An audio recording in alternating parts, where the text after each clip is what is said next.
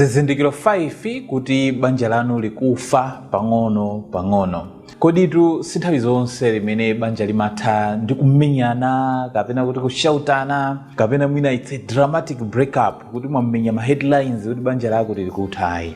Nthawi zina banja limatha kumafa pang'ono ndi pang'ono, inu yonse inake usazindikira kuti banja lija likutha. Connection yanu pakati pa mwamuna ndi mkazi imayamba kupanga weekend pang'ono ndi pang'ono. Anthu amene anakondana kwambiri pa nthawi inake kenako ndikuyamba kuonana ngati mulendo ma strangers. Ndiye lero tifuna tigawane zizindikiro zokwanira 5 zimene mungadziwe kunena kuti banja lanu likufa ndipo mukuyenera muchitepo kanthu mwamsanga. Chinthu choyambirira, communication becomes dry or forced. Mukazangoona kuti mbanja muja mwayamba kukakamiza, munthu mmodzi wayamba kukakamiza zinthu zina zake, winayo akuonesa kuti sakufuna, so ukukakamiza or mwina zasanduka dry. Kukambirana kwanu kuja kumene nthawi inake kunali lively, komanso mukakambirana nkhani zosangalatsa ndi kumaseka limodzi, panopa kwangosanduka short and mechanical.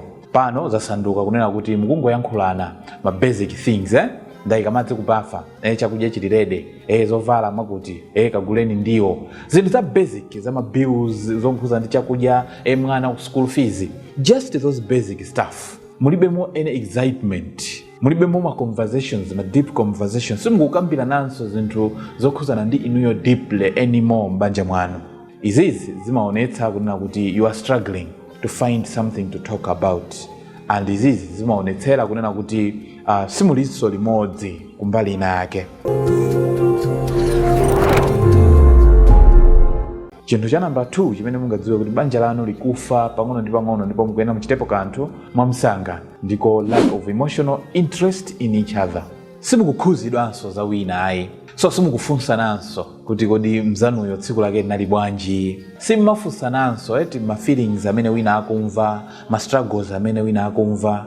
Zimene ndikupanga ukukhutisidwa nazo, pali china chake chimene ineyo ndikupanga usakuchimva bwino olo ndikulakwira. Mafunso ofunikira ngati amene wawa simukufunsananso. So changosanduka chinthu chimene mukungopanga marutini basi, kungokhala basi kuti ifoti mukukhala munakwatana in the first place. Chisangalalo cha wachikondi wanu kapena sadness yake, chisoni cha iyeyo sizikukhuzaniso, sizikupangana affect like before. Why? So emotional connection ijayo imayamba kupanga fade pang'ono ndi pang'ono, and both partners slowly begin living separate emotional lives. Mapartners onse mwamuna ndi mkazi amayamba aliyese kukhala moyo wake emotionally, and this is very dangerous mbanja mwanu kuti zikuchitikireni. And once mukazipanga notice, muzindikira unena chachikulu is happening and you have to do something about it. Chinthu cha number 3 chimene mungadziwe kuti banja lanu likufa pang'ono ndi pang'ono ndicho spending more time on the phone than with your partner. Masiku ano technology moti ikhale madaliso, masiku ano yasanduka chipinjo. So nthawi zako zambiri ukungospendera pa phone, kaya ndi pa TV, kaya ndi pa laptop,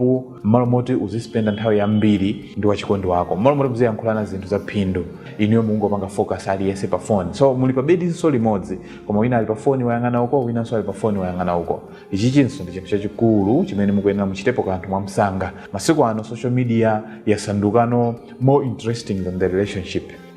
Kupanga scroll pa TikTok, kaya ndi pa WhatsApp, kaya ndi pa Facebook, kukhala chosangalatsa kwambiri kusiyana ndi kucheza ndi partner wanu. Ichinso ndi chinthu chachikulu chimene mukuyenera muchitenge seriously, ndi chizindikiro chimene chikuonetsa kuti banja lanu likufa pang'ono ndi pang'ono. Ndiye mukakhala limodzi, it becomes silent and distracted. Basa leso mwangu muyang'ana mzake, osayankhulanaso china chilichonse. Zima technology zimene zizi zikupanga replace meaningful conversations zimene and bonding zimene mmene mukhale nazo mbanja mwanu. Chinthu cha number 4 chimene mungadziwe kuti banja lili kufa, no effort to solve problems. Palibepo chidwi china chilichonse chothesa mavuto amene akuchitika mbanjamo. So kaya ndi mikangano, kaya ndi mavuto ena ake akuluakulu, akupangidwa ignore malo moti mukambirane ndi kupeza njira zowathesera mavuto amenewo. So inuyo kapena kuti mapartners onse asiya kuyesetsa kapena kuti kuyesera kupanga fix ma issues. Communication ijayo about problems becomes rare. Mavuto ndi akuchitika, komano zayamba kusowa kukambirana kwake, simukukambirananso anymore. Partner mmodzi akufira kunena kuti mwina akuyesera to fix the relationship, komano munthu winayo palibepo effort ina iliyonse imene akuonetsera kupanga fix ma problems. Ichinso ndi chizindikiro chachikulu chonena kuti relationship yanu is dying. Chinthu cha number 5 chomwe chili chomalizira chimene chikuonetsera kunena kuti banja lanu likufa pang'ono ndi pang'ono, feeling peaceful when your partner is not around. Kodi tu m'mabanjamu anthu akungokhalira choncho kuti poti tinadalisa, poti tili ndi ana. So partner wako akakhala pafupi ndi iweyo osamasangalasanso, osamamvanso peaceful, kumangomveka kuboweka chifukwa kuti mwamuna wako kapena kuti mkazi wako ali pambali. Iweyo kumafila more relaxed ukakhala kuti partner wako wachokapo akupita kuntchito ndipo watsala wekha pa nyumba ndi kumafila kuti nawo ndamasuka. Ichinso ndi chinthu chachikulu chona kuti banja lanu likufa. So you don't miss them anymore. Kaya khala kaya kutiko 2 weeks, kaya anachokapo anapita kutiko, sumamisaso. Even iso sumayimbaso phone kuwapanga check. Ichinso ndi chizindikiro choti muziwe kunena kuti china chake chikuchitika. Ndiye being alone begins to feel more comfortable than being together. Ndiye final thought pankhani imene iyi ndionena kuti banja kapena relationship silimangofa suddenly. Nthawi zambiri limayamba kufa pang'ono ndi pang'ono, makamaka kudzera mu neglect, kusalabadilana, kukhala chete, and emotional distance, kutalikirana mmene osamuganiziranso mzanuyo. So zizindikiro izizi zikazindikirika mwamsanga, mukuyenera mupange njira zoti mupange rebuild communication pakati pano.